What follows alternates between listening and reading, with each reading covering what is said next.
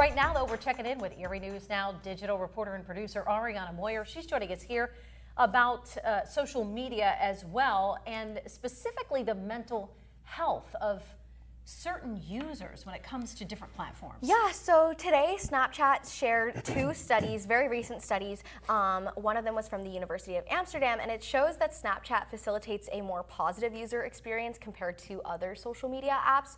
So right now, many regulators, government officials, parents, etc., are trying to implement age limits and various protections on social media platforms. And we'll kind of talk about that more later in the show. And specifically, Snapchat is under investigation for how it may or may not facilitate illegal activities for minors. And so the company wanted to highlight some positive engagement. So the first study, like I said, came out from the University of Amsterdam, and it found that among adolescent users on large social media platforms, Snapchat is the only platform that positively impacts well-being. They said, quote, "We found a consistent negative impact on the time spent on TikTok, Instagram, and YouTube across all three mental health dimensions. Conversely, spending time on Snapchat positively affected friendship closeness and well-being, but had no significant impact on self-esteem," end quote. So they did survey about 479 participants in this study, so that is a little bit of an odd number. Obviously, it's not an overall of the nation or in Europe as well.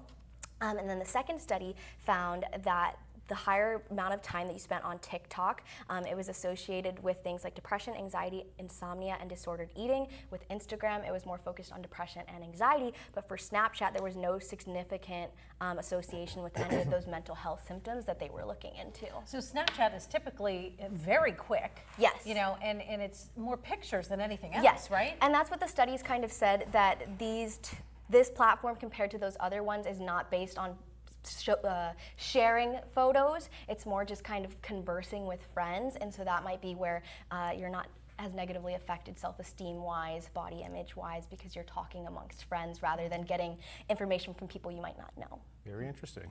I'd like to see the results of the other ones as well. Well, to get to our website for the stories we were talking about this half hour, you can use the code at the bottom of your screen. Just scan it, it'll take you right there.